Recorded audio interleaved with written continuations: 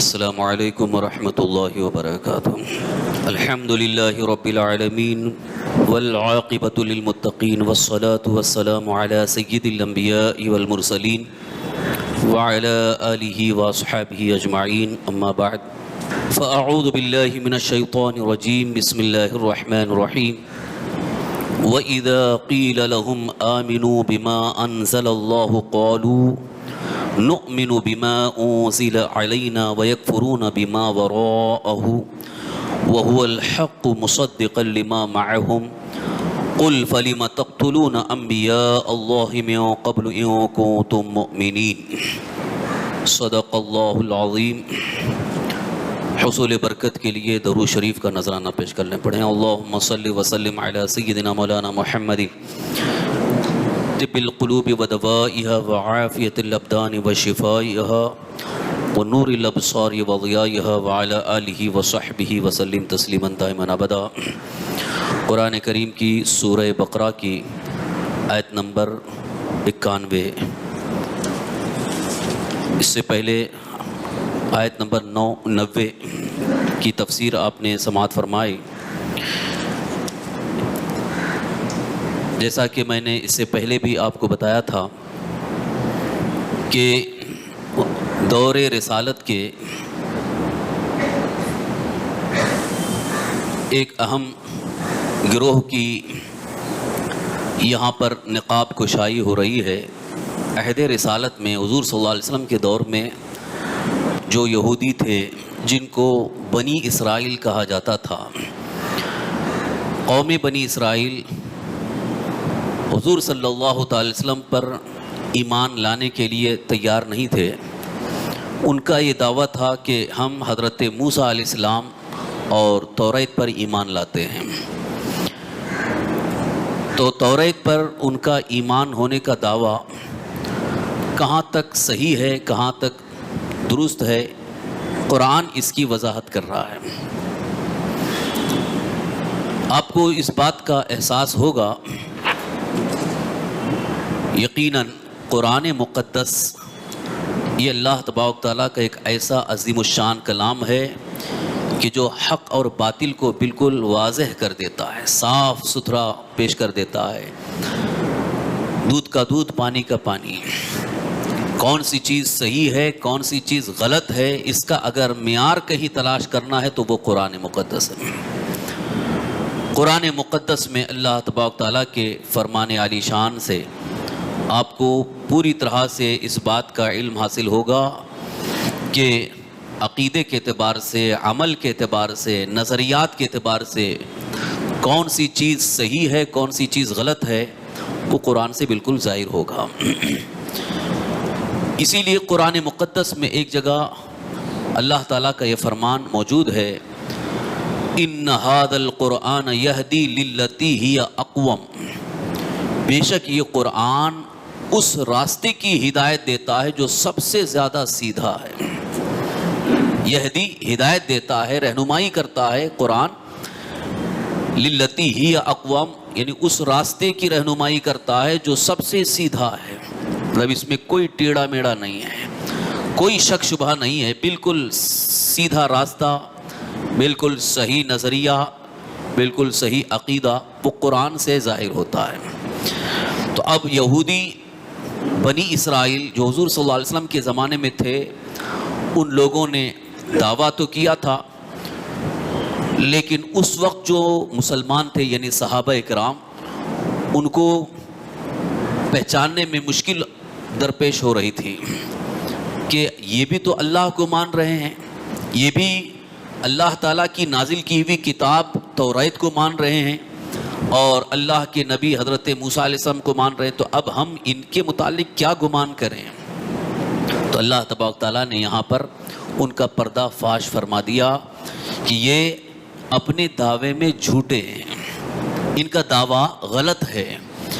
حقیقت میں اگر ان کا ایمان توریت پر ہوتا تو اللہ کے آخری نبی حضور صلی اللہ علیہ وسلم پر ایمان لاتے، کیونکہ توریت میں بھی اس بات کا ذکر ہے کہ اللہ کے آخری نبی آنے والے ہیں، اور حضرت موسیٰ علیہ السلام نے اپنی قوم کو، بنی اسرائیل کو یہ بتا دیا تھا کہ جس وقت اللہ کے آخری نبی حضور محمد مصطفیٰ صلی اللہ تعالی وسلم تشریف لائیں گے تو سب کو ان پر ایمان لانا ضروری ہوگا، سب کو ان پر ایمان لانا اور انہی کو ماننا لازم اور ضروری ہوگا۔ حضرت موسیٰ علیہ السلام نے بھی بتا دیا تھا، اگر توریت پر ان کا صحیح ایمان ہوتا یا حضرت موسیٰ علیہ السلام پر صحیح ایمان ہوتا تو حضور صلی اللہ علیہ وسلم کو انکار نہ کرتے، حضور صلی اللہ علیہ وسلم کی رسالت کا انکار نہ کرتے، بلکہ تسلیم کر لیتے، مان لیتے۔ تو ان کا یہ انکار کرنا اس بات کی دلیل ہے کہ یہ خود توریت پر بھی ایمان نہیں رکھتے ہیں اور حضرت موسیٰ علیہ السلام کو بھی نہیں مانتے ہیں، گویا یہ صاحب ایمان ہے ہی نہیں، یہودی صاحب ایمان ہے ہی نہیں ہیں۔ صاحب ایمان ہونے کے لیے لازم ہے، ضروری ہے کہ وہ اللہ کے آخری نبی سرکار دو عالم صلی اللہ تعالی وسلم پر پوری طرح سے ایمان لے آئے۔ اور ساتھ ہی ساتھ ان کا یہاں پر ایک بڑا ہی بھیانک جرم بھی ظاہر ہو رہا ہے، قرآن نے ظاہر کر دیا ہے۔ کسی کی غلطی جو اس کو نقصان پہنچانے والی ہے عقیدے کے اعتبار سے، اخلاق کے اعتبار سے، تو اس غلطی کو بتانا بھی ضروری ہے۔ کوئی اگر غلط کام کر رہا ہے اور وہ غلطی اس کے لیے نقصان دہ ہے عقیدے کے اعتبار سے، اخلاق کے اعتبار سے، کیریکٹر کے اعتبار سے، تو اس غلطی کو بتانا ضروری ہے۔ اس غلطی کو دیکھ کر کے بھی خاموش رہنا، یہ ایک طرح سے اس کی حمایت ہوئی، اس کا سپورٹ کرنا ہوا۔ حالانکہ غلطی کو دیکھ کر سپورٹ کرنا یا اس کی حمایت کرنا یہ بالکل درست نہیں ہے۔ قرآن پاک نے یہ بھی ہمیں بتا دیا کہ اگر کوئی غلط کام کر رہا ہے، غلطی کر رہا ہے، تو اس کا اظہار اور اسے بتانا اور اسے نصیحت کرنا ضروری ہے۔ تو یہاں پر یہودیوں کا، قوم بنی اسرائیل کا ایک بڑا ہی بھیانک جرم اور ان کی ایک بڑی غلطی یہ تھی جس کو قرآن نے واضح کر دیا کہ یہ صرف چند چیزوں پر ایمان لاتے ہیں، باقی کا انکار کرتے ہیں۔ خود یہ دعویٰ بھی کرتے ہیں کہ ہم سب پر ایمان نہیں لائیں گے، یعنی قرآن کو بھی اگر وہ ماننے کی بات کرتے ہیں تو کہتے ہیں ہم پورے قرآن کو نہیں مانیں گے، قرآن میں جو ہمارے مطابق ہے اتنا ہم مانیں گے، باقی ہم نہیں مانیں گے۔ تو یہ بھی ایک طرح سے ان کی بہت بڑی غلطی ہے، یہ ان کا ایک بہت بڑا جرم ہے کہ جو کہتے تھے کہ ہم پورے قرآن کو نہیں مانیں گے، قرآن میں سے بس وہ جو ہمارے خواہش کے مطابق ہے یا ہم جیسا چاہ رہے ہیں ویسا ہے تو اس کو مانیں گے۔ تو یہ اس غلطی کا یہاں پر اظہار کیا گیا اور اس کی مذمت کی گئی، اور اللہ تعالیٰ نے فرمایا کہ ایسا یہ ایمان ہماری بارگاہ میں قبول نہیں ہے۔ ایمان لاؤ تو مکمل قرآن پر ایمان لاؤ، ایک ایک حرف پر ایمان لاؤ، پورے قرآن پر ایمان لاؤ۔ یہ کیا کہ تھوڑا سا مان لیا، تھوڑا انکار کر دیا، یہ نہیں چلے گا۔ تو آج کے اس درس میں اسی کو یہاں پر پیش کیا گیا ہے، اس کا میں خلاصہ بڑے مختصر انداز میں آپ کے سامنے پیش کر رہا ہوں۔ قرآن کریم کی جو آیت میں نے آپ کے سامنے پڑھی اس کا لفظ بلفظ ترجمہ، ٹرانسلیشن بھی آپ سماعت فرما لیں۔ اللہ رب العزت ارشاد فرماتا ہے وَإِذَا قِيلَ لَهُمْ آمِنُوا، جب ان سے کہا گئے کہ اللہ کے اتارے پر ایمان لاؤ، آمنوا بما انزل اللہ، وَإِذَا قِيلَ لَهُمْ جب ان سے کہا گیا، قال یقول کہنا، قیل ان سے کہا گیا، کن سے؟ وہی حضور صلی اللہ علیہ وسلم کے زمانے کے جو یہودی ہیں، قوم بنی اسرائیل ہیں۔ آمنو ایمان لاؤ، یہ امر کا حکم ہے، فعل ہے، امر ہے، حکم دیا جا رہا ہے۔ آمنو اس پر ایمان لاؤ، بما انزل اللہ جو اللہ نے اتارا، اللہ نے جو اتارا ہے، اللہ نے کیا اتارا ہے؟ یعنی قرآن، تو قرآن پر ایمان لاؤ۔ یہ جب ان سے کہا گیا تو ان کا جواب کیا تھا اس کو بھی اللہ تعالیٰ نے فرمایا قالوا نؤمن بما انزل علینا ویکفرون بما وراءہ، تو وہ کہتے ہیں جو ہم پر اترا اس پر تو ہم ایمان لاتے ہیں اور باقی سے وہ منکر ہوتے ہیں۔ نؤمن ہم ایمان لاتے ہیں، یہ ان کا قول ہے، یہ ان کا کہنا ہے، نؤمن ہم ایمان لاتے ہیں بما انزل علینا، بس اتنے ہی پر جو ہم پر اتارا گیا ہے، یعنی ہمارے مطابق جو آیا ہے اس کو ہم مانیں گے۔ وَيَكْفُرُونَ بِمَا وَرَاءَهُ اور کفر کرتے ہیں، انکار کرتے ہیں باقی کا جو اس کے علاوہ ہے۔ وَهُوَ الْحَقُّ مُصَدِّقًا لِمَا مَعَهُمْ، جبکہ وہ حق ہے اور ان کے پاس جو ہے اس کی تصدیق کرتا ہوا آیا ہے. یعنی قرآن مکمل حق ہے اور ان پر جو یعنی ان کے لیے جو تورات آئی ہے، تورات نازل ہوئی ہے، اس کی بھی قرآن تصدیق کرتا ہوا آیا ہے. تو یہ پورے قرآن کو کیوں نہیں مانتے ہیں؟ پورے قرآن کا ان پر ان کا ایمان نہیں ہے، بلکہ چند چیزوں کو مانتے ہیں اور باقی کا انکار کرتے ہیں. پھر ان سے کہا گیا قل فلم تقتلون انبیاء اللہ من قبل ان کنتم مؤمنین. اب جو ان کا دعویٰ تھا کہ ہم توریت پر ایمان رکھتے ہیں، حضرت موسیٰ علیہ السلام پر ایمان رکھتے ہیں، تو ان کے اس دعوے کو رد کرتے ہوئے یہ فرمایا گیا، اللہ تعالیٰ ارشاد فرماتا ہے اے میرے حبیب آپ ان سے کہہ دیجئے فَلِمَ تَقْتُلُونَ انبیاء اللہ، قتل یقتلو قتل کرنا، لما تقتلون کیوں تم قتل کرتے ہیں، انبیاء اللہ اللہ کے نبیوں کو، من قبل اس سے پہلے، یعنی اس سے پہلے تم لوگوں نے انبیاء اکرام علیہ السلام کو قتل کیا ہے، شہید کیا ہے. اگر تمہارا توریت پر ایمان تھا، حضرت موسیٰ علیہ السلام پر کامل ایمان تھا، تو پھر انبیاء کو قتل کیوں کیا؟ نبی کا قتل یہ تمہارے لیے جائز تھا؟ کون سی کتاب میں نازل ہوا ہے؟ کس کتاب میں حکم آیا؟ نہ تورات میں ہے نہ قرآن میں ہے. تو گویا تم نے تورات کا بھی انکار کیا. ان کنتم مؤمنین، اگر تم صاحب ایمان ہوتے، یعنی اگر تمہارا ایمان ہوتا تو اللہ کے نبیوں کو قتل نہ کرتے. وَلَقَدْ جَاءَكُمْ مُوسَىٰ بِالْبَيِّنَاتِ، اور بے شک تمہارے پاس حضرت موسیٰ کھلی نشانیاں لے کر کے آئے. ثُمَّ اتَّخَذْتُمُ الْعِجْلَ مِن بَعْدِهِ وَأَنْتُمْ ظَالِمُونَ، پھر تم نے بچڑے کو اپنا معبود بنا لیا، بچڑے کی پوجا شروع کر دی، تم تو ظالم تھے.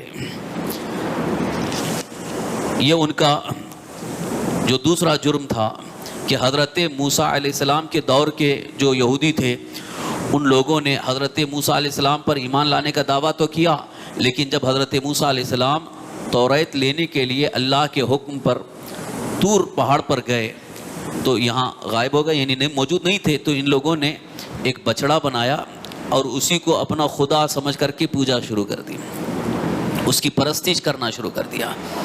حضرت موسیٰ علیہ السلام آئے، دیکھا یہ کیا کر رہے ہیں، شرک میں مبتلا ہو گئے. آپ کو بڑا جلال آ گیا. سب سے پہلے آپ نے حضرت ہارون علیہ السلام جو آپ کے بھائی تھے، جن کو حضرت موسیٰ علیہ السلام وہاں مقرر کر کے گئے تھے کہ آپ یہاں رہیں اور میری جگہ سنبھالنا، لیکن حضرت موسیٰ علیہ السلام آئے تو یہ لوگ شرک کر رہے تھے، بچڑے کی پوجا کر رہے تھے. تو حضرت موسیٰ علیہ السلام جلال میں آئے اور اپنے بھائی حضرت ہارون کی داڑھی پکڑی، مارنا ہی چاہ رہے تھے. انہوں نے کہا بھائی آپ کچھ پہلے سنیے میری بات، میں نے ان کو روکا، میں نے ان کو منع کیا، لیکن یہ مانے نہیں اور یہی شرک میں مبتلا ہو گئے. پھر میں نے زبردستی اس لیے نہیں کیا کہ پھر کہیں آپ یہ نہ کہیں کہ ہمارے اور ان کے درمیان آپ نے جدائیگی ڈال دی، یعنی یہ لوگ ناراض ہو کر کے چھوڑ کے چلے جائیں گے تو آپ مجھے مرید الزام ٹھہرائیں گے کہ تم نے ان کو دور کر دیا. اس لیے میں نے ان کو زیادہ کچھ نہیں کہا، منع تو کیا تھا. حضرت موسیٰ علیہ السلام خاموش ہو گئے. پھر اس کے بعد اللہ تبارک تعالیٰ کی طرف سے ان کے لیے حکم آیا کہ اب انہوں نے شرک کیا ہے، ان کی توبہ اس وقت تک قبول نہیں ہوگی جب تک کہ آپس میں ایک دوسرے کو قتل نہ کریں. اس کا تفصیلی واقعہ بھی پچھلے گزر چکا ہے. تو یہاں صرف اشارہ دیا جا رہا ہے، ان کے دعوے کی تردید ہو رہی ہے کہ جو تمہارا دعویٰ ہے کہ توریت پر ہم ایمان رکھتے ہیں حضرت موسیٰ علیہ السلام پر، تو حضرت موسیٰ علیہ السلام پر اگر کامل ایمان ہوتا تو موسیٰ علیہ السلام اگر تھوڑی دیر کے لیے غائب ہو گئے تو تم جو ہے ایمان چھوڑ دیے، کفر میں مبتلا ہو گئے، شرک میں مبتلا ہو گئے. تو یہ کون سا ایمان ہے؟ ایمان تو یہ ہے کہ اگر نبی پر ایمان لائے تو جب تک ان کا حکم نہ آ جائے اس وقت تک کوئی دوسرے حکم پر عمل نہیں کرنا ہے، بلکہ ان کے حکم پر ہی عمل کرنا ہے. تو قرآن کریم کی یہ جو آیت ابھی آپ کے سامنے میں نے پڑھی، آیت نمبر 90 اور آیت نمبر 91، ان دو آیتوں کے اندر بڑا ہی اہم پیغام ہے. یوں تو قوم بنی اسرائیل کے اس عیب کو اور ان کی اس غلطی کو واضح کیا گیا، ظاہر کیا گیا، لیکن اس میں ہمارے لیے ایک بہت اہم پیغام ہے. خاص طور پر موجودہ دور کے حالات کے پیش نظر میں تو سمجھتا ہوں اس میں آج کے دور کے حساب سے ہمارے لیے ایک بہت اہم پیغام ہے کہ اللہ تعالیٰ کے اس فرمان میں وہ یہ ہے کہ ہمارا بھی ایمان کہیں نہ کہیں آ کر کے ڈگمگا جاتا ہے. کہیں نہ کہیں آ کر کے پیر پھسل جاتے ہیں اور دوسری طرف ہم چلے جاتے ہیں. یہ ایمان کی کمزوری کی علامت ہے. ایمان کی مضبوطی، ایمان کی سختی یہ ہے کہ اللہ اور اس کے رسول کے فرمان پر پوری طرح سے عمل پیرا ہونا ہے. حالات چاہے کیسے ہوں، ماحول چاہے کیسا ہو، کوئی کچھ بھی کہے، لیکن ایمان میں فرق نہیں آنا چاہیے.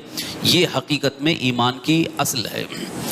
اگر وہاں پر ہمارے اندر کوئی کمی کمزوری آ گئی تو پھر سمجھ جائیے کہ ایمان رخصت ہو رہا ہے، ایمان اپنے اندر سے نکل رہا ہے. اور جہاں ایمان نکل گیا تو پھر معاذ اللہ کفر میں یا شرک میں مبتلا ہو جائیں گے. اور یہ ایک بہت بڑا جرم ہے، بہت بڑی سزا کا سبب ہے، دنیا میں بھی آخرت میں بھی. آخرت میں تو یہ ہے کہ اسے جنت نصیب نہیں ہوگی جو کفر کی حالت میں مرے گا. جو کفر اور شرک کی حالت میں مر جائے گا اس کے لیے کوئی مغفرت نہیں ہے، اس کی مغفرت ہی نہیں، اس کی بخشش ہی نہیں ہے. لہذا جو ایمان کی حالت میں رہا اور انتقال ہوا تو ہی اس کے لیے مغفرت ہے، بخشش ہے اور اللہ تعالیٰ کے فضل سے جنت نصیب ہوگی. ورنہ ایمان کی حالت میں نہیں ہے، کفر اور شرک کی حالت میں رہا تو پھر اس کے لیے کوئی بخشش اور مغفرت نہیں ہے. تو اس کے لیے کوشش یہ ہونی چاہیے کہ ہمارا ایمان مضبوط ہو، ایمان سلامت رہے. تو آئیے اس چیز کو ہم اپنی زندگی میں دیکھتے ہیں کہ پوری طرح سے ایمان ہم کہاں تک لا رہے ہیں. قرآن پر پورا ایمان ہونا ضروری ہے. قرآن پر پورا ایمان کا مطلب جو بھی اللہ کا حکم ہے اسے مان لینا، سر تسلیم خم کرنا، یعنی اس کے آگے سر جھکا دینا کہ ہاں یہ اللہ کا حکم ہے لہذا اس پر عمل کرنا ہے. لیکن آج ہوتا کیا ہے، تھوڑی اپنی خواہش کو ہم اللہ کے فرمان کو ٹھکرا کر کے اپنی خواہش پوری کر لیتے ہیں. ہماری خواہش پوری ہونی چاہیے، ہماری دل کی چاہت پوری ہونی چاہیے. تو یہ ایمان کی علامت نہیں ہے، ایمان کی نشانی نہیں. ایمان کی نشانی یہ ہے کہ اللہ اور اس کے رسول کے فرمان کے لیے اپنی خواہش کو قربان کر دیں، اپنی خواہش کو ختم کر دیں کہ نہیں بلکہ اللہ کا فرمان آ گیا، اس کے آگے ہماری کوئی خواہش نہیں ہے. جیسے اس کی مثال ہم آپ کے سامنے پیش کرتے ہیں کہ اگر اللہ تعالیٰ کا حکم یہ آ گیا، جبکہ یہ اللہ کا حکم ہے اور ہمیں معلوم ہو گیا کہ شراب حرام ہے، شراب حرام ہے. شراب کی حرمت نص قطعی سے یعنی صاف طور پر قرآن پاک میں حکم آ گیا ہے، اس میں جواز کی کوئی گنجائش ہی نہیں ہے. تو اگر کوئی کہے کہ نہیں میں تھوڑا بہت زیادہ تھک جاتا ہوں تو تھوڑا پی لیتا ہوں تو مجھے راحت ملتی ہے، اگر کوئی اپنی کوئی خواہش ظاہر کرتا ہے کہ نہیں مجھے دن بھر کام کرنا پڑتا ہے، بڑی تھکن ہوتی ہے لہذا شام میں تو تھوڑا سا لے لیتا ہوں تو مجھے راحت ملتی ہے، آرام مل جاتا ہے، کیا اس کی وجہ سے اس کے لیے جائز ہو جائے گا؟ یہ ایمان کی کمزوری ہے. ابھی چند دنوں پہلے یہ بات ہم کو پتہ چلی کہ کسی صاحب نے کہا کہ بچے کو جب نزلہ زکام زیادہ ہوتا ہے، کنٹرول نہیں ہوتا ہے تو اس کو تھوڑی سی شراب پلائی جاتی ہے. معاذ اللہ رب العالمین. سوچئے کتنی بھیانک کی غلطی ہو رہی ہے، جہالت ہے کہ معاذ اللہ شراب بچپنے سے پلائی جا رہی ہے تو بعد میں کیا ہوگا. جن بچوں کو بچپنے ہی میں شراب پلائی جائے گی تو بعد میں تو وہ شراب کے عادی ہو جائیں گے، کیونکہ وہ جو چسکا لگ جاتا پھر جلدی چھوٹتا نہیں ہے. تو اگرچہ بیماری ہے، اگرچہ نزلہ زکام ہے، لیکن شراب پلا کر کے اس کا علاج نہیں ہے. اللہ کے رسول ہمارے آقا صلی اللہ علیہ وسلم ارشاد فرماتے ہیں حرام چیز میں شفا نہیں ہے، حرام چیز میں شفا نہیں ہے، لہذا حرام چیز میں شفا مت ڈھونڈو، حلال اور پاکیزہ چیز میں شفا ہے. قرآن میں اللہ تعالیٰ نے ارشاد فرمایا وَنُنَزِّلُ مِنَ الْقُرْآنِ مَا هُوَ شِفَاءٌ وَرَحْمَةٌ لِّلْمُؤْمِنِينَ. ہم قرآن سے وہ چیز نازل کرتے ہیں، اتارتے ہیں جو مومنوں کے لیے شفا بھی ہے اور رحمت بھی ہے.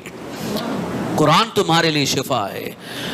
اگر اتنا ہی آپ کا ایمان مضبوط ہوتا تو میں کہوں گا یقیناً زبان صاف ستھری ہو اور تھوڑا سا پانی لے لو اور سورہ فاتحہ 7 مرتبہ پڑھ کر کے دم کر کے بچے کو پلا دو، انشاءاللہ اسے شفا ملے گی. شراب پلانے کی کیا ضرورت ہے؟ شراب تو حرام ہے، کسی بھی صورت میں اس کی جائز ہونے کی کوئی گنجائش نہیں ہے. لہذا اگر کہیں کسی کے ساتھ یہ معاملہ ہے اور آپ کو اگر نظر آتا ہے آپ کی نظر میں تو فوراً اسے روکا جائے.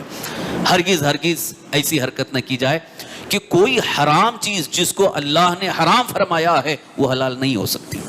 قیامت تک اسے کوئی حلال نہیں کر سکتا ہے. حرام چیز کے جائز ہونے کی ایک جو صورت قرآن میں جو اللہ نے بیان فرمائی ہے فَمَنِ اضْطُرَّ غَيْرَ بَاغٍ وَلَا عَادٍ فَلَا إِثْمَ عَلَيْهِ. فَمَنِ اضْطُرَّ یہ بھی سورہ بقرہ ہی کی آیت ہے. اگر کوئی مضطر ہو گیا, مضطر کا مطلب یہ ہے کہ ایسی پوزیشن آ گئی کہ اب جان جانے کا خطرہ ہے, جان جانے کا خطرہ ہے اور حرام چیز کے علاوہ کچھ بھی نہیں ہے, صرف وہی ہے, اور اتنا یقین ہے کہ وہ اگر کھا لے گا یا پی لے گا تو جان بچ جائے گی. تو اب اللہ کا حکم یہ ہے کہ جان بچانے کے لیے بس اتنی استعمال کر لو کہ اس سے جان بچ جائے. یہ فَمَنِ اضْطُرَّ غَيْرَ بَاغٍ وَلَا عَادٍ, اگر مضطر ہو گیا تو اب اتنا اس کو استعمال کر لے کہ اس میں زیادہ بھی نہ ہو اور نہ سرکشی ہو, بس تھوڑی سی چیز کہ جان بچ جائے, کیونکہ جان بچانا فرض ہے. لیکن میں سمجھتا ہوں کہ آج کے دور میں اللہ نہ کرے کبھی ایسی صورت نہیں ہوتی ہے. اللہ تعالیٰ کا فضل ہے, حلال اور پاکیزہ چیزیں اللہ نے اتنی زیادہ وافر مقدار میں زمین پر عطا فرمائی ہیں کہ حرام کی طرف جانے کی نوبت ہی نہیں آتی ہے. پاکیزہ چیزیں ہیں. تو میں یہ عرض کرنا چاہتا ہوں ایمان اتنا مضبوط ہو جائے کہ ہمیں اللہ کے فرمان کو ٹھکرانے کی ضرورت نہ پڑے, بلکہ اللہ کے فرمان پر ہی عمل کریں, تو یقیناً یہی ایمان کی مضبوطی ہے, یہ ایمان کی سلامتی ہے. ساتھ ہی ساتھ اگر ہم اللہ کے رسول صلی اللہ تعالی وسلم پر, اللہ پر ایمان لاتے ہیں تو ہمارا یہ ایمان بھی پختہ ہو اور پورا پورا ایمان ہو. تھوڑی چیزوں کے لیے مان لیا, تھوڑی چیزوں کے لیے انکار ہوا. جیسا کہ آج کل چلتا یہ ہے کہ رمضان شریف آ گیا تو ایسا لگتا ہے کہ اب پورا ایمان ہے. رمضان شریف آ گیا تو پورا ایمان ظاہر ہو رہا ہے کہ اب نماز بھی پابندی سے ادا ہو رہی ہے, قرآن کی تلاوت بھی ہو رہی ہے, حرام چیزوں کو بالکل چھوڑ دیے ہیں. عالم یہ ہے کہ ہمارے کچھ بھائی حضرات جو ہے وہ چہرے پہ استورا بھی نہیں گھماتے ہیں کہ رمضان شریف ہے, کیوں ہم اس میں خلاف ورزی کریں. لیکن افسوس یہ ہے کہ جب رمضان ختم ہو جاتا ہے, رمضان شریف رخصت ہو جاتا ہے, اس کے بعد پھر وہی حرکتیں. تو اس کا مطلب یہ ہے کہ ہمارا ایمان صرف 1 مہینے کا ہے, یا ہمارا ایمان صرف مسجد کی حد تک ہے, یا ہمارا ایمان صرف چند دنوں کے لیے ہے. میرے بھائی, ایمانی کیفیت اور ایمانی حرارت کا خصوصی مطلب یہ ہے کہ پیدائش سے لے کر موت تک ہماری زندگی کے ہر معاملے کے ساتھ ایمان ہو. اٹھنا بیٹھنا چلنا پھرنا, زندگی کے سارے معاملات میں مکمل طور پر اللہ اور اس کے رسول پر ایمان ہونا چاہیے. چند کو مان لینا, چند کو چھوڑ دینا, یہ ایک بہت بڑی غلطی ہے. یہ بہت بڑی غلطی ہے جس کو یہاں پر اللہ تعالیٰ نے یہودیوں کے لیے, قوم بنی اسرائیل کے لیے ایک بڑی غلطی شمار فرمائی ہے اور ان کی مذمت فرمائی ہے کہ چند کو مان رہے ہیں اور چند کا انکار کر رہے ہیں. چند کو مان رہے ہیں یعنی تھوڑی چیزیں مان رہے ہیں اور باقی کا انکار کر رہے ہیں. تو آج ہمارے درمیان بھی ایسی ہی بات ہے کہ چند چیزوں کو مان لیتے ہیں اور چند چیزوں کا انکار کرتے ہیں. آخر وجہ کیا ہے؟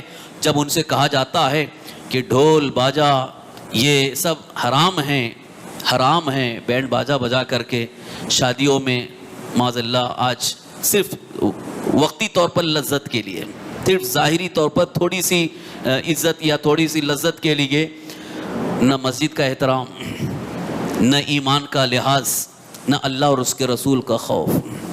سب سے بڑا افسوس تو یہ ہوتا ہے کہ آج اتنی بے حسی ہمارے اندر آ گئی ہے کہ اللہ اور اس کے رسول کا خوف بھی نہیں رہ گیا ہے کسی دور میں. بلکہ آج بھی بعض علاقے, مجھے تو جہاں تک میرا اپنا علم ہے کہ اپنے گاؤں وغیرہ میں ہم نے دیکھا کہ اگر غیر قوم کے اگر بینڈ باجا لے کے جاتے ہیں, مسجد آ جاتی ہے تو اتنے حصے کے لیے وہ بجاتے نہیں ہیں, چھوڑ دیتے ہیں کہ مسجد کا احترام کرتے ہیں غیر قوم کے. لیکن آج ہماری قوم کا کیا حال ہو گیا ہے, مسجد کے سامنے خوب زوردار انداز سے بجایا جاتا ہے اور لوگوں کو یہ بتایا جاتا ہے کہ ہم کو مسجد کا احترام نہیں ہے.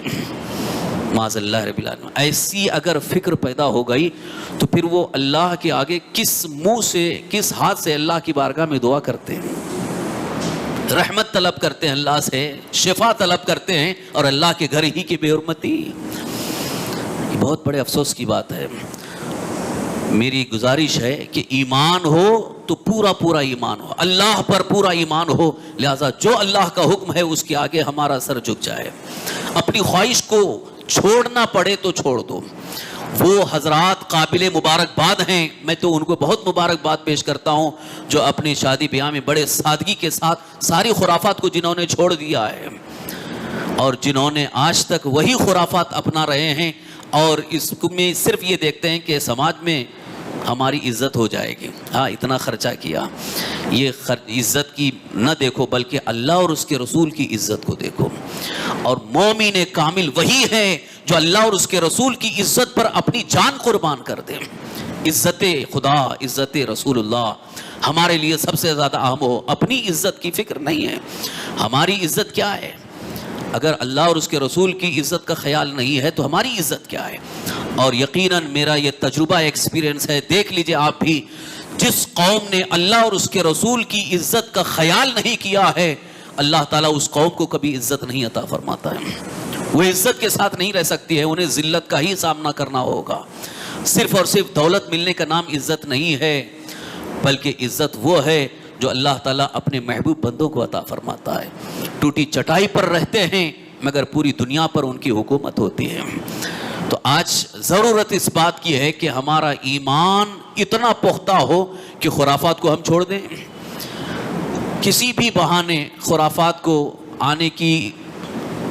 لانے کی کوشش نہ کریں. چاہے وہ جلوس کا معاملہ ہو، چاہے جلسے کا معاملہ ہو، چاہے عرس کا معاملہ ہو، شادی بیاہ کا معاملہ ہو، کسی بھی معاملے میں کسی بھی اعتبار سے کسی بہانے سے خرافات، فواہشات، بے حیائیوں کو کرنے کی شریعت نے اجازت نہیں دی ہے. ہم تو ان کی بھی مذمت کرتے ہیں جو عرس کے نام پر بے حیائی، قوالیاں، جہاں عورتوں کا اجتماع بھیڑ لگا کر کے لوگوں کو یہ بتاتے ہیں کہ ہم ان کے ماننے والے ہیں. آپ ذرا ان کی زندگی اٹھا کر کے دیکھو، کیا انہوں نے انہی خرافات کے لیے اپنی زندگی قربان کی تھی؟ ان اولیاء اللہ نے صرف اور صرف اللہ کی رضا کے لیے دنیا کو ٹھوکر مار دیا. اللہ تعالیٰ نے ان کی شان اتنی بلند فرمائی کہ دنیا سے جانے کے بعد بھی ان کے لیے ایصال ثواب کا سلسلہ شروع ہو رہا ہے. ان کی قبر پر رحمت و نور کے پھول برستے ہیں. لیکن آج ہم عرس کے نام پر خرافات اور فواہشات، یہ بہت بڑی غلطی جو ہمارے درمیان ہو رہی ہے. اور میں اس سلسلے میں بے باک ہو کر کے اس لیے عرض کرتا ہوں، مجھے کسی سے کچھ لینا دینا نہیں، مجھے اللہ کی بارگاہ سے ثواب حاصل کرنا. چاہے مجاور صاحب ناراض ہو جائیں، پیر صاحب ناراض ہو جائیں، ہمیں کچھ نہیں فرق پڑتا، اللہ ناراض نہ ہو. اللہ اور اس کے رسول کی رضا کے لیے ہمیں اپنے درمیان اپنی خود اصلاح کی کوشش کرنا ضروری ہے. اس لیے کہ جب تک ہمارے درمیان ہماری خود اصلاح نہیں ہوگی، اس وقت تک اللہ تبارک تعالیٰ کی رحمتیں قریب نہیں ہوں گی. تو یہ یہودیوں کی جو مذمت میں اتنی آیتیں آپ سن رہے ہیں، کئی درس ہمارے ہو گئے، کئی آیات جو یہودیوں اور قوم بنی اسرائیل کی ان کی حرکتوں کی اللہ نے مذمت فرمائی ہے. کیوں؟ اس لیے کہ ان کی وہ ادا اللہ کو پسند نہیں تھی، ان کی وہ حرکتیں اللہ کو پسند نہیں ہے. لیکن آج ہم وہی حرکتیں کر کے پھر اللہ کو راضی کرنا چاہیں گے، کیسے اللہ کی رضا حاصل ہوگی؟ رب کی رضا کے حصول کے لیے بہت بڑی قربانی دینی ہوگی. اسی لیے شاعر نے کہا ہے، یہ شہادت گہے الفت میں قدم رکھنا ہے، لوگ آسان سمجھتے ہیں مسلمان بننا. یہ شہادت گاہ یعنی اسلام قبول کرنے کے بعد، ایمان لانے کے بعد گویا آپ شہادت کے میدان میں ہیں، جہاد کے میدان میں ہیں. بہت ساری آپ کو قربانی دینی پڑے گی. صرف اور صرف وہ مجاہدین کی آپ نے زندگی دیکھی جو اللہ کے دین کے لیے پرچم اسلام کو بلند کرنے کے لیے جنہوں نے اپنی جان کی بازی لگا دی. لیکن صرف تاریخ آپ پڑھ رہے ہیں، مگر ہر مسلمان میدان جہاد میں اس طور پر ہے کہ اسے قربانی دینی پڑ رہی ہے. بہت بڑی قربانی، کبھی وقت کی قربانی دینی پڑتی ہے، کبھی مال و دولت کی قربانی دینی پڑتی ہے، کبھی اپنے عیش و آرام کو چھوڑنے کی قربانی دینی پڑتی ہے، کبھی سماج میں ایک تھوڑی سی عزت جس سے ملنی ہے اس کو بھی ٹھوکر مارنی پڑتی ہے. یہ ساری قربانیاں جو دے دیتا ہے اللہ تبارک تعالیٰ کا وہ مقبول بندہ بنتا ہے. اس کی نماز اللہ کی بارگاہ میں قبول ہے، اس کی ادائیں اللہ کی بارگاہ میں قبول ہیں، اور پھر اس کا جو فیضان جاری ہوتا ہے لوگ اس کی طرف توجہ کرتے ہیں۔ تو آج میں خصوصی گزارش یہ کرنا چاہوں گا کہ خود اپنے گھروں کی اصلاح ہم کریں، اپنی اور اپنے گھروں کی اصلاح، ہماری اولاد کی کو سنوارنے کی کوشش کرنا ہے، کیونکہ آج اولاد کا حال یہ ہے، سب کی بات کروں، میں اپنی بھی بات یہ کروں گا، کیونکہ آج ہمارے بچے بہت زیادہ اس بات کی کوشش کرتے ہیں کہ ان کو ظاہری ماحول کے اعتبار سے وہی چیزیں کرنے کا موقع ملے، اور پھر بچوں کی خواہش کے لیے ہم خاموش ہو جاتے ہیں۔ یہ ایک بہت بڑا المیہ ہے۔ جیسے اگر بچہ کہہ رہا ہے کہ نہیں میری شادی ہے، شادی میں یہ سب ہونا چاہیے، بے حیائی کا مظاہرہ کرنے کے لیے ناچنے والیوں کو بھی لا کر کے نچوا دیں گے، ایسا بھی چل رہا ہے بہت سارے گاؤں علاقے میں۔ وہاں تو معاذ اللہ اور خرافات ہیں، شہر میں کچھ حد تک ٹھیک ہو گئے، ماحول معاملات صحیح ہو گئے، اس لیے کہ الحمدللہ لوگ مسجد میں آتے بھی زیادہ ہیں، نمازیوں کی کثرت بھی ہے، اور خاص طور پر جمعہ میں اصلاحی بیانات ہوتے ہیں، تو شہر میں کافی حد تک اصلاح ہو گئی، لیکن گاؤں وغیرہ میں شادی بیاہ میں اتنی خرافات ہیں کہ معاذ اللہ رب العالمین کبھی کبھی ایسا ڈر لگتا ہے کہ ابھی اللہ کا عذاب نازل ہو جائے۔ تو ان سب چیزوں کی اصلاح بہت ضروری ہے۔ خاص طور پر آپ اس بات کی کوشش کریں کہ ہماری اولاد کا، سب کا ایمان اس طور پر پختہ ہو کہ اللہ عز و جل اور اس کے حبیب صلی اللہ تعالی وسلم کے ارشادات فرمودات پر ہمارا پورا ایمان ہو۔ پورا ایمان کا مطلب یہ ہے کہ چند چیزوں کو چھوڑ دینا نہیں، بلکہ سب کو مان لینا ہے۔ ہاں، اگر عمل میں کوتاہی ہو رہی، عمل نہیں کر پائے تو پھر اس کے لیے توبہ کا دروازہ کھلا ہے، توبہ کر کے استغفار پڑھ کے پھر عمل کی درستگی کی طرف توجہ کریں، لیکن قطعاً ہرگز ناجائز و حرام کاموں کی طرف توجہ بالکل نہ کریں، کیونکہ اگر اس طرف توجہ ہوتی ہے تو گویا ہمارا ایمان یہ ایمان کے تقاضے کے خلاف ہے۔ ایمانی تقاضا یہ ہے، اللہ کے حبیب سرور کائنات صلی اللہ علیہ وسلم ارشاد فرماتے ہیں کہ جو شخص جس سے محبت کرتا ہے وہ اس کی اطاعت و فرما برداری کرتا ہے۔ یہ حضور کے فرمان عالی شان کا مفہوم پیش کر رہا ہوں، جس کو محبت ہوتی ہے وہ اس کی اطاعت کرتا ہے، لہٰذا اگر تمہیں مجھ سے محبت ہے تو میری اطاعت کرو۔ یعنی حضور صلی اللہ علیہ وسلم کا ارشاد کہ اگر مجھ سے محبت ہے، صحیح معنوں میں محبت ہے، تو اطاعت کرو، پیروی کرو، فرما برداری کرو، اور فرما برداری کرنا یہی محبت کی علامت ہے۔ صرف اور صرف زبانی طور پر کہنا کہ نہیں ہم بہت چاہتے ہیں رسول اللہ صلی اللہ علیہ وسلم کو، بے پناہ محبت کرتے ہیں، لیکن یہ دعویٰ آپ کا اس وقت صحیح ہوگا جبکہ اطاعت و فرما برداری میں پورے کھرے اترے ہیں۔ اطاعت اور فرما برداری میں کھرے نہیں اترتے ہیں تو محبت کا دعویٰ بھی جھوٹا ہوگا۔ اس لیے ایمان کی پختگی کے لیے یہ قرآنی آیات نازل ہوئی ہیں، خاص طور پر قوم بنی اسرائیل کے لیے، یہودیوں کے لیے، لیکن قیامت تک کے مسلمانوں کے لیے اس میں پیغام ہے کہ چند چیزوں کو، تھوڑی چیزوں کو مان لینا اور باقی کا انکار کرنا یہ اصل ایمان نہیں، بلکہ ایمان قرآن پاک میں جو کچھ بھی اللہ نے نازل فرمایا اس پورے پر ایمان لانا، اس کو پوری طرح سے مان لینا، یہ ایمان ہے۔ اسی طرح سے قرآن میں یہ بھی اللہ تعالیٰ نے ارشاد فرمایا یا ایھا الذین آمنوا ادخلوا فی السلم کافہ، اے ایمان والو اسلام میں مکمل داخل ہو جاؤ۔ ادخلوا فی السلم کافہ، کافہ کا مطلب پوری طرح سے۔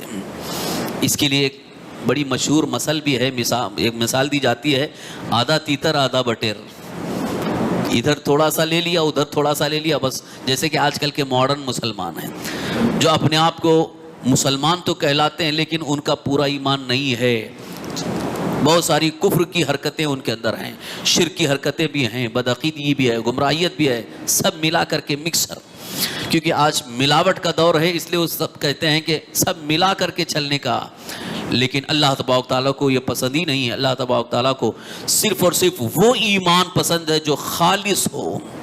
آپ نے دیکھا صحابہ اکرام رضوان اللہ اجمعین جن کی اللہ نے تعریف بیان فرمائی، جن پر اللہ کا خصوصی کرم ہوا، جن کے بارے میں قرآن میں اللہ تعالیٰ نے فرمایا کہ ان کے لیے ہم نے جنت کا وعدہ کیا ہے، ان کا ایمان کیا تھا؟ ایمان لانے کے بعد ساری چیزوں کو انہوں نے ٹھوکر مار دیا جو بھی خلاف اسلام تھی۔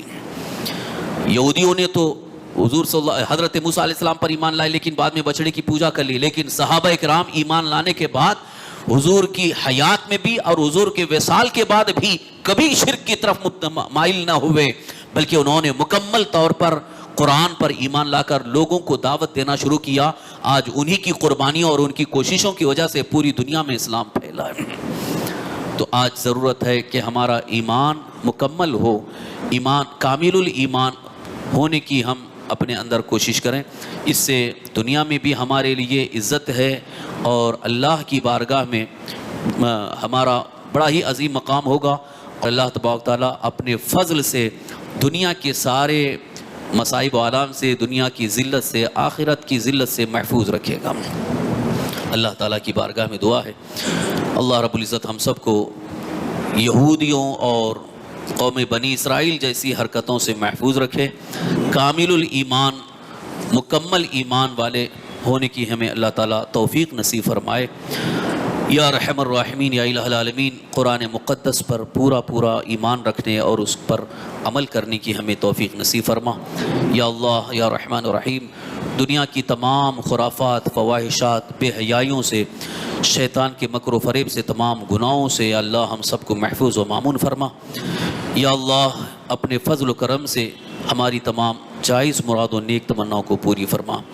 ربنا آتنا فی الدنیا حسنۃ وفی الآخرۃ حسنۃ وقنا عذاب النار، وصلی اللہ تعالی علی خیر خلقہ سیدنا مولانا محمد وعلی آلہ وصحبہ اجمعین برحمتک یا ارحم الراحمین۔